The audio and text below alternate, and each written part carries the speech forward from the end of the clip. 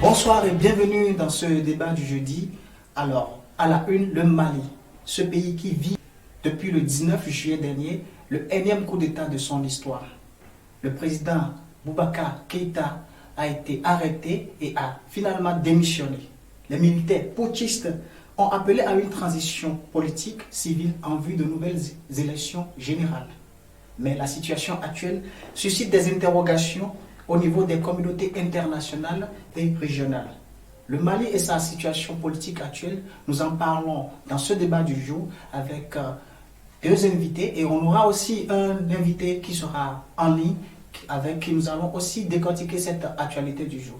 Alors, chers invités, je vais commencer par Omar Diabendar qui est activiste et déjà il est passé sur le débat du jeudi. Il nous revient aujourd'hui sur cette question malienne. Et à ma droite, j'ai mon chroniqueur de tout le temps, Serge Dalé, qui est toujours avec nous. Alors, Diabendar, comment vous allez? Bonjour, je vais bien et vous? Merci, je vais très bien aussi. Quel plaisir de vous retrouver dans le débat du jeudi. Merci, moi aussi, c'est un grand plaisir de revenir avec vous, vu que vous êtes une chaîne panafricaine que tout le monde suit aussi, avec des questions pertinentes concernant l'Afrique et le développement de l'Afrique. Je vous remercie pour cette confiance. Merci beaucoup. Alors, cher collègue Serge, j'espère que tu es prêt pour décortiquer cette question concernant le Mali. Oui, mais comme tu le sais, au débat du jeudi, on est toujours prêt. Et c'est avec plaisir que je vais, on va dire, bien me prêter à toutes ces questions qui vont être posées aujourd'hui. Parce qu'il faut savoir que le Mali est un pays frais. Et il va de notre devoir de pouvoir aussi éclairer la lanterne des uns et des autres. Amis internautes, amis du débat du jeudi, c'est parti pour quelques petites minutes sur la situation malienne. Je vais directement commencer par mon cher Diapenda. Alors, le coup d'État malien. Juste après l'indépendance, ce pays a connu des coups d'État répétitifs. Qu'est-ce qui, nous allons dire, depuis Modibo Keïta, Moussa Traoré, Amadi Toumani Touré, et dernièrement maintenant, Ibrahim Boubacar Keïta, ça fait ils ont tous été délogés par des coups d'État. Qu'est-ce qui peut justifier cette répétition de coups d'État dans ce pays d'Afrique francophone? Voilà, tout d'abord, je vous remercie pour l'occasion et la chance de venir m'exprimer sur le plateau du débat du jeudi. Et je suis aussi aujourd'hui heureux d'être parmi les personnes qui vont parler de cette situation et de cette question malienne qui est une question aussi africaine. Mais là, la seule chose que moi je ne partage pas avec peut-être l'opinion internationale ou je ne sais pas publique, c'est pas un coup d'État au Mali. Au Mali, c'est pas un coup d'État, ça c'est pas un coup d'État. Donc pour vous, la situation malienne, ça c'est un sursaut, ça c'est un sursaut du peuple pour reprendre et garantir l'intégrité et la souveraineté du peuple malien. Ça c'est pas un coup d'État. Merci beaucoup. Alors Serge, il exprime son opinion, il dit que selon lui c'était pas un coup d'État. Quand même, on a vu un chef d'État quand même en plein exercice qui a démissionné. Vous pensez que cela, on ne peut pas qualifier cela de coup d'État? Faut-il forcément qu'il y ait des morts avant de parler d'un coup d'État? Non, mais si on regarde bien la situation en Afrique de l'Ouest, il y a certains pays où il y a eu le coup d'État. On peut prendre le cas de la Côte d'Ivoire en 1999. Il n'y a pas eu aussi de morts, mais il y a eu un coup d'État. Guy Robert a renversé Henri Konan Bédié. Donc je dirais que ça s'est fait de façon pacifique parce qu'en réalité, l'armée ne voulait pas prendre parti pour le président en place, mais il voulait donner une réponse. Merci beaucoup. Alors, après, suite à l'explication de mon collègue chroniqueur Serge, est-ce que vous pouvez nous dire quelle a été la responsabilité du président Ibrahim Boubacar Keïta dans ce coup de force défavorable, je peux dire? Et que Ibrahim Boubacar Keïta, si on observe lui-même, il est conscient de ce qui se passe dans sa nation et son gouvernement est conscient de ce qui se passe, de leur incapacité aujourd'hui de reprendre le contrôle de leur territoire. Parce que le Mali, il n'y a pas un État, il n'y avait pas un État. Donc on parle de coup d'État lorsqu'il y a un État. Et il n'y avait même pas un État parce que le peuple, je pense que les 20 et quelques millions de populations qui contestent contre le président de la République ne sont pas en dessous de ce président. Donc le président en général lui-même, il a une grande part de responsabilité de ce Une grande part, qui s'est passé. bien sûr, parce que c'est comme tous les présidents de l'Afrique francophone. On les a habitués aux trahisons, à des intérêts, à le luxe. Donc eux, c'est pas Ils ne viennent pas pour le peuple, mais ils viennent pour eux. Tout ce qu'ils constatent là, ils pensent qu'ils sont au-dessus du peuple. Merci beaucoup. À entendre l'explication de Diapenda, est-ce que Ibeka a-t-il les moyens de mettre fin à cela, de ne pas aller jusqu'à cette fin peu favorable? Moi, je pense que oui, il aurait pu, on va dire, il aurait pu éviter cette situation-là. Pourquoi? Parce que la rue réclamait certaines choses et qui étaient, à mon sens, légitimes et qu'il était capable de pouvoir le réaliser. Comme par exemple, mettre fin au mandat des députés qui n'ont pas été élus de façon, on va dire, légale. Donc, il pouvait accéder à certaines requêtes de la rue pour juste calmer la rue et puis lui permettre de pouvoir terminer son mandat. Parce que tous étaient conscients au départ, quand il demandait son départ avec l'imam Mahmoud Dicko, le temps a changé. On a dit non, on ne veut plus son départ, mais on voulait un certain nombre de réformes.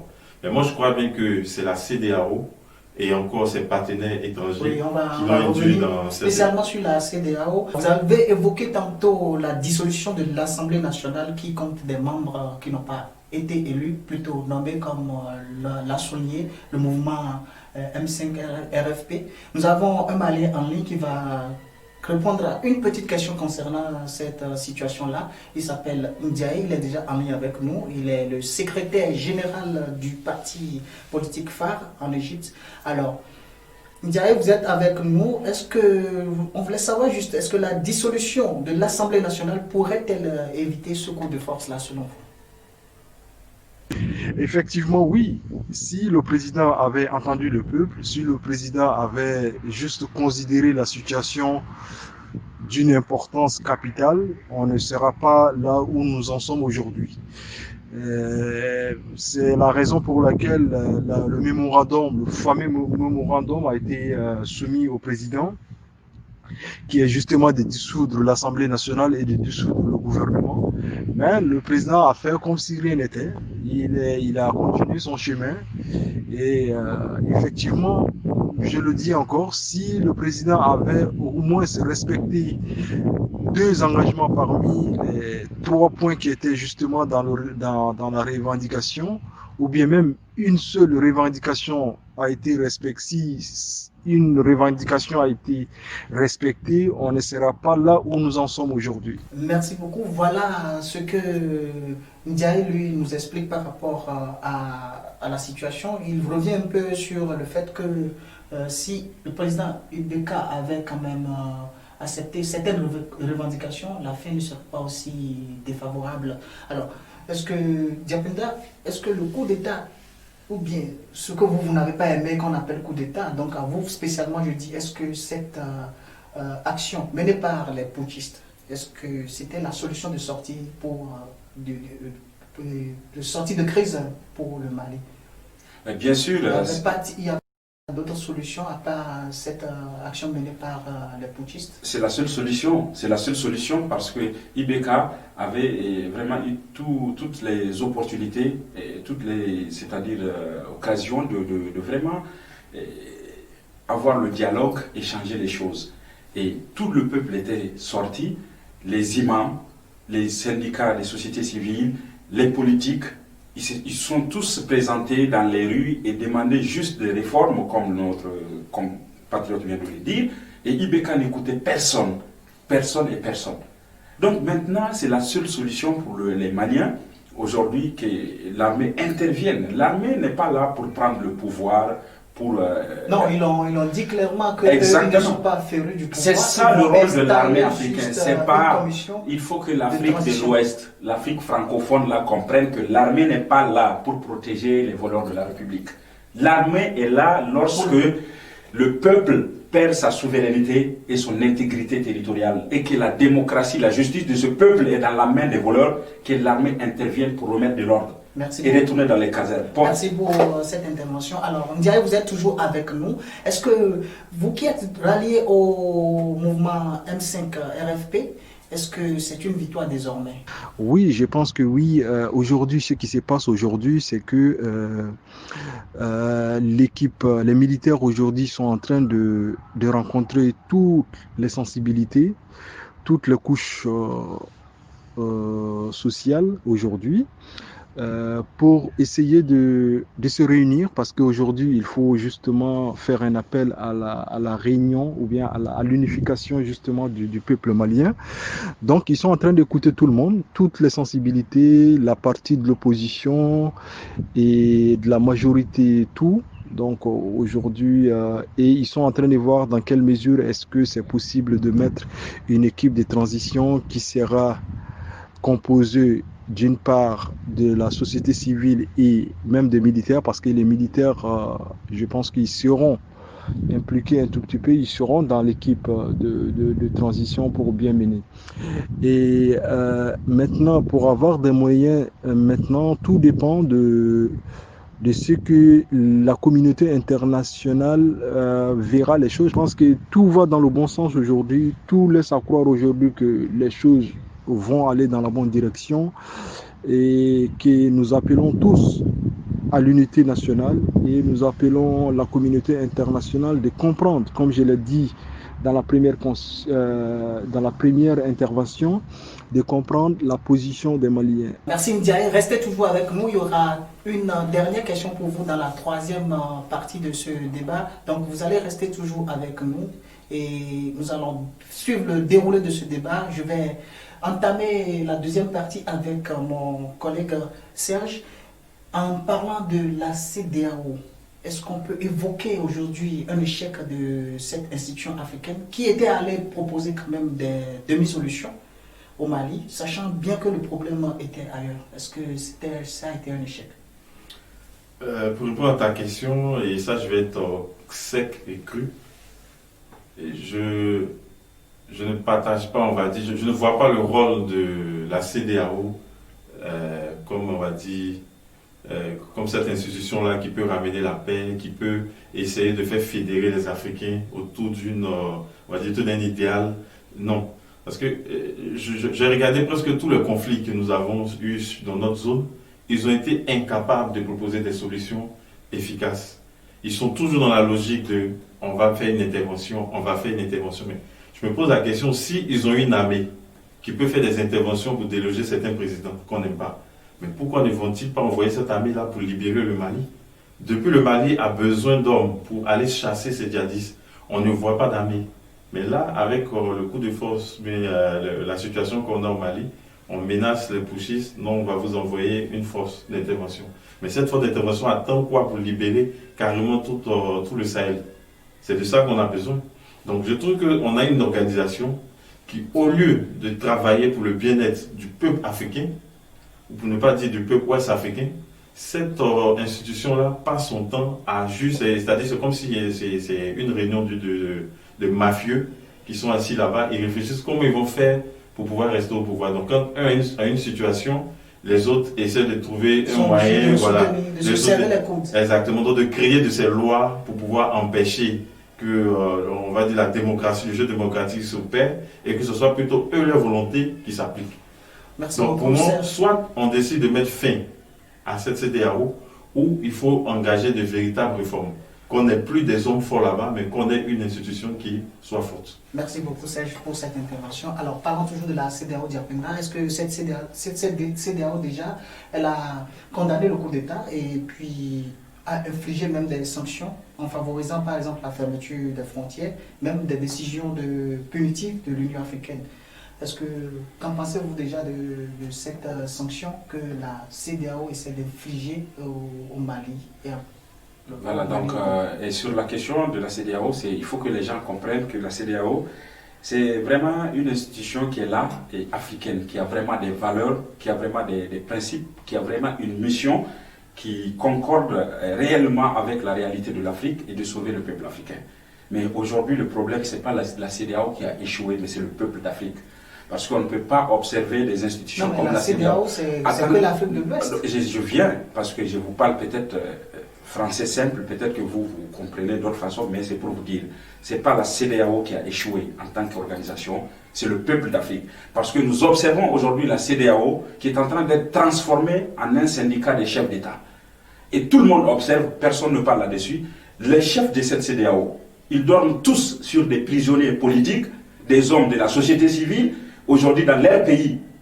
Et c'est eux qui sont à la tête de cette CEDEAO. Et c'est eux qui veulent faire des consensus et réunir le peuple d'Afrique par quels moyens? Ça ne peut pas se faire. Il faut que ça soit clair. Les principes de la CEDEAO sont là pour le peuple d'Afrique, pour une force africaine, pour pouvoir défendre et sauver l'Afrique. Mais les personnes qui sont à la tête de cette institution n'honorent pas et n'assument pas leurs responsabilités en tant que la CEDEAO leur demande. D'accord, donc comme l'expliquait tantôt Serge, ils se sont juste réunis pour se serrer les coudes, c'est ça? Exact, mais c'est un syndicat des chefs, nous on observe, c'est un syndicat des chefs d'État africains, pourris et corrompus. Je m'excuse du terme, mais c'est ma façon de m'exprimer. Merci beaucoup de votre explication et je crois que ce sujet vous intéresse, ça vous passionne beaucoup. Alors Serge, est-ce que vous pensez que le fait que la communauté internationale exige aujourd'hui la libération des détenus, dont le président Ibeka, vous pensez qu'il faut le libérer actuellement ou bien attendre que la transition se passe normalement, que la transition soit effective avant de libérer le président? Puisqu'il s'agit aussi de sa sécurité aujourd'hui. Oui, je vais répondre à ces questions, mais je vais faire un petit détour. Je donne la situation du Soudan. Quand on en avait, qu'on appelle ça, c'est là, si je prononce pas son nom. Donc, voilà, quand il quittait le coup d'État, c'est un coup d'État qui a été fait. Mais est-ce que la communauté internationale a demandé à ce qu'on remette ce monsieur-là en place? Parce que c'était un élément qu'on n'aimait pas, donc on voulait descendre. Donc ça faisait plaisir. À ce moment, on ne parlait pas de coup de force qui n'est pas à saluer. Donc c'est pareil, un monsieur vient de se faire arrêter. Tout ce qu'on peut demander c'est à la jeune militaire de ne pas descendre le monsieur, de préserver sa vie. Voilà, les gens qui ont travaillé avec lui, s'il doit être jugé, qu'on fasse un procès équitable et que ces personnes-là répondent devant la justice. Ça, c'est ce qu'on peut souhaiter. Mais obliger ces personnes obligatoirement qu'ils libèrent, il sort d'une situation de crise. Donc, lui aussi, il a ses partisans. Donc, vous êtes d'accord avec moi que si il est libre, il peut activer encore d'autres choses. Et ses partenaires même sont déjà prêts. S'il menace déjà d'envoyer des forces, ça veut dire qu'ils ont déjà des mercenaires prêts à aller combattre. Il faut juste une tête pour mener. Donc, concrètement, selon vous, il faut le garder jusqu'à ce que la transition soit effective. Pour ma part, Ibeka, s'il est accusé de certains crimes, que la jeune militaire organise un procès où il viendra se défendre et puis voilà, que la justice soit faite. Donc c'est tout ce qu'il a fait avec lui, pas de question de le libérer parce qu'il n'est pas, on va dire, blanc comme neige. Si la rue s'est levée, c'est parce que la rue a constaté quelque chose dans la gestion. Donc il doit répondre devant la justice et c'est tout. D'accord. Est-ce que maintenant vous pensez qu'il revient seulement au peuple malien de décider de la libération ou pas du président Ibrahim Boubacar Keïta ou oui, il faut qu'ils exécutent la décision de la communauté? Non, Ibeka, pour moi quand même, de toute façon, selon mon point de vue, Ibeka, ils ne vont pas le libérer comme ça. Comment ils vont le libérer? C'est au peuple de décider maintenant. Il faut que justice soit faite. Pourquoi ils l'ont arrêté? S'ils le libèrent, nous-mêmes, nous ne sommes pas d'accord de ce qu'ils sont en train de faire. Parce que nous sommes des Africains, le Mali c'est l'Afrique, c'est notre pays, c'est notre continent. Nous voulons des exemples, la responsabilité du peuple africain. D'accord, merci beaucoup chers invités, chers co-débatteurs je vais dire. Alors nous allons enclencher la troisième et dernière partie de ce débat pour parler simplement de l'avenir de ce Mali-là qui est aujourd'hui dans une situation un peu grave on va dire. Alors, nous allons d'abord commencer par prendre Ndiaye, puisqu'il est en ligne sur le débat avec nous depuis un moment. Alors, Ndiaye, on parle de l'avenir de ce pays. Est-ce que, selon vous, l'équipe de transition aura-t-elle les moyens financiers et le soutien des uns et des autres pour mener dans de brefs délais sa mission? Dans quelques petites minutes. Alors, on vient d'écouter l'intervention de Ndiaye, il est secrétaire général, je le rappelle, du Parti phare en Égypte, sur la question concernant la transition. Alors, qu'est-ce que vous pensez? Lui, il pense que les moyens sont en train d'être mobilisés. Qu'est-ce que vous pensez, Diapenda? Mais je pense que le Mali ne pourra pas, c'est-à-dire l'équipe de la transition ne pourra pas tenir financièrement pour mener cette transition sans l'aide des Maliens, sans l'aide aussi d'autres pays. Moi, je ne parle pas de l'international, je ne parle pas de l'Occident. Mais ce qu'il y a lieu de faire, c'est de comprendre que l'équipe doit se sacrifier, vu que c'est un grand travail qui a été battu par l'armée, et que cette équipe qui va s'installer pour la transition devait vraiment se sacrifier et s'éloigner donc de tout ce qui est bien, salaire, quelque chose de se sacrifier, consacrer à réunir tout ce qui a été volé dans le passé par le régime de Ibeka. Oh, alors, est-ce que cette transition, comme l'a expliqué Diapenda, et avant lui, Ndiaye Amni nous a un peu fait un résumé. Est-ce que concrètement, vous pensez que cette équipe de transition pourra assumer cette mission comme cela se doit? Bon, il faut dire ici que toute lutte n'est pas du tout facile. Donc, forcément qu'ils vont avoir des personnes qui vont les causer, on va dire, des trous sur leur chemin. Donc, pour ma part, je pense bien que ça serait un peu difficile pour eux de pouvoir tenir, parce qu'il leur faut forcément non seulement l'union de tous les Maliens, mais en plus de cela, des pays aussi voisins, parce que... Des pays voisins, mais déjà ces pays voisins qui, au lendemain de la crise, ont exécuté l'ordre de la CEDEAO en fermant les frontières, est-ce que ces peuples-là sont favorables vraiment à aider le Mali? Non, mais il faut dire si le Mali est le pays qui a, on va dire, une frontière avec plusieurs pays. On a la Mauritanie, on a l'Algérie du côté nord, donc ce n'est pas seulement avec... ces pays, on va dire, frères de la CEDEAO. L'Algérie seule ne suffit pas. Non, mais je veux dire que à eux de pouvoir établir des contacts avec d'autres nations. Cuba s'est vu emprisonné, mais Cuba a pu réussir à continuer sa marche. C'est la même situation. Mais c'est presque la même situation parce que tous les pays qui sont autour décident de fermer leurs frontières, de bloquer tout ce qui est entré, on va dire, que ce soit des marchandises et des personnes dans ces différents lieux-là. Donc, à eux maintenant de trouver une manière de pouvoir toujours continuer à écouler leurs produits ou encore à s'approvisionner en passant par d'autres chemins. Ils ne vont pas seulement se focaliser sur... Vous pensez comme lui que le Mali doit aussi faire dos à ces pays-là ou bien Non, pas que le Mali fait faire dos. Ce que je veux dire, c'est pas que le Mali fait faire dos. Vous expliquez, c'est que vous exhortez les Maliens à se tourner vers d'autres pays. Mais oui, puisque on te ferme une porte.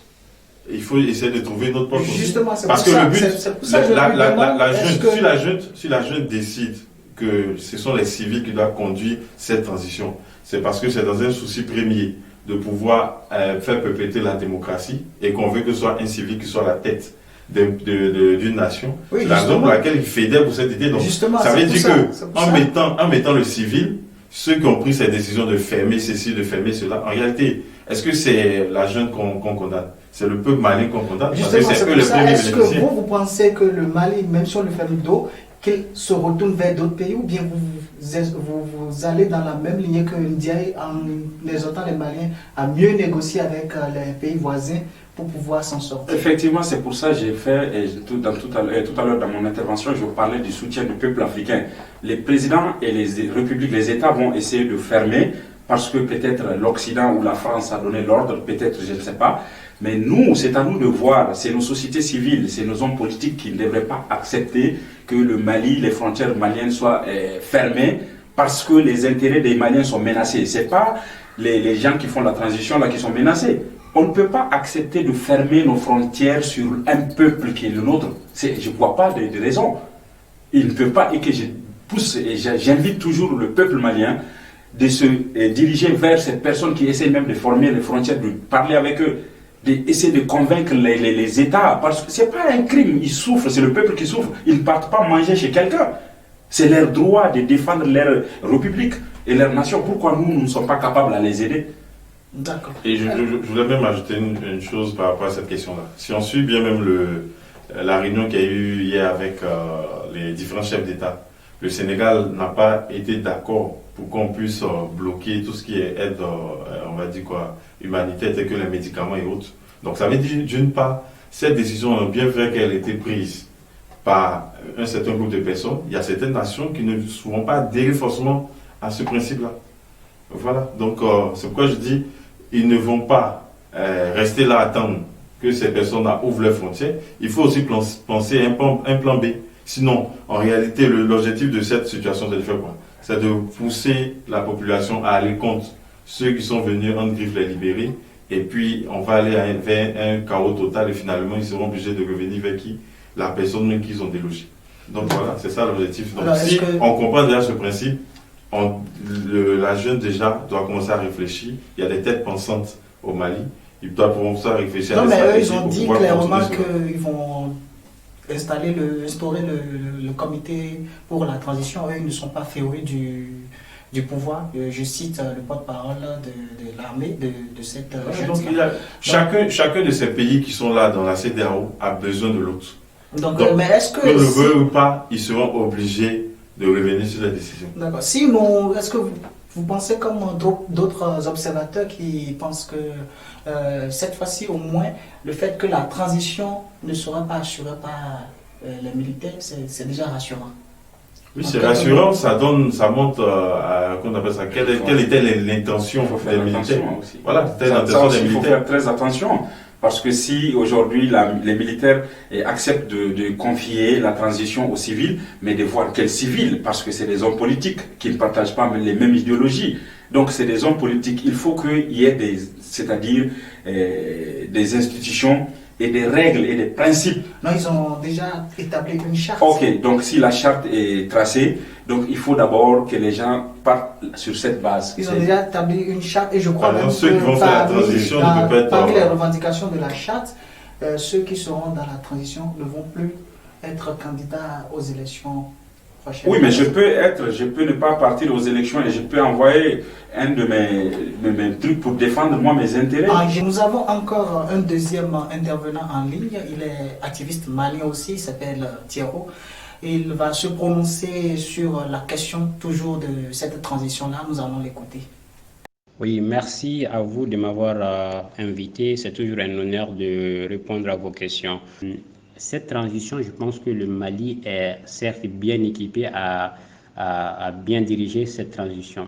Vous n'êtes pas sans savoir que ceux qui sont actuellement au Mali, les militaires, le Comité national pour le salut du peuple, à sa tête, nous avons que des leaders de l'armée malienne. Ce sont des technocrates de l'armée malienne également. Et nous avons également de l'autre côté le M5 RFP. Je pense que si nous arrivons à nous mettre sur la même table, ce qui est déjà chose garantie, puisque l'objectif du M5 a été atteint, et également les militaires, le Comité national pour le salut du peuple, ils sont pour un Mali meilleur. Donc, ils sont là pour vaincre, en effet, la corruption, l'impunité, la malgouvernance. Donc, nous avons un objectif commun. Je pense que même si la CEDEAO a mis des embargos sur le peuple malien, donc je pense que nous, les Maliens, si nous sommes ensemble, nous sommes unis, nous pourrons mener à bien cette transition. Alors, on vient de l'écouter aussi, il a donné son point de vue sur cette transition. Nous en avons parlé dans le studio, nous n'allons plus nous attarder sur cela. Alors, pour vous, pour finir ce débat aujourd'hui, quel avenir vous voyez pour ce Mali-là, en quelques petits mots? Pour le moment, ce qu'on peut dire que le Mali et les Maliens sont sur la bonne voie. Donc je pense que sur cette voie, ils peuvent vraiment instaurer une vraie démocratie. Ils visent aussi vers l'indépendance économique. Donc c'est ce que vraiment nous avons l'impression, c'est ce que ça nous donne, qu'ils sont dans la voie de la libération. Merci beaucoup. Alors Serge, est-ce que l'après IBK, le Mali va être toujours soudé à la France ou bien ça annonce la fin de la présence des forces françaises au Mali? À vrai dire, l'avenir du Mali va dépendre des Maliens eux-mêmes. Parce qu'ils n'auront que deux choix. Soit compter sur eux-mêmes pour devenir une nation forte, ou de continuer à attendre la même pour être, on va dire, des demandeurs toujours d'aide. Donc, je ne peux pas dire réellement quel est le choix qu'ils vont choisir, puisque c'est juste un embryon qui vient de commencer. Les jours à venir, on pourra donner clairement une position sur quelle est la solution parmi les deux propositions que j'ai faites, quelle est la solution qu'ils auront choisie. Merci beaucoup. Alors, c'est sur ces mots de mon cher collègue chroniqueur Serge que nous allons achever le débat du jour. Restez toujours branchés à notre page. Il y aura encore d'autres informations à développer sur cette situation malienne. Restez à l'écoute et vous aurez de très bonnes informations. À la prochaine.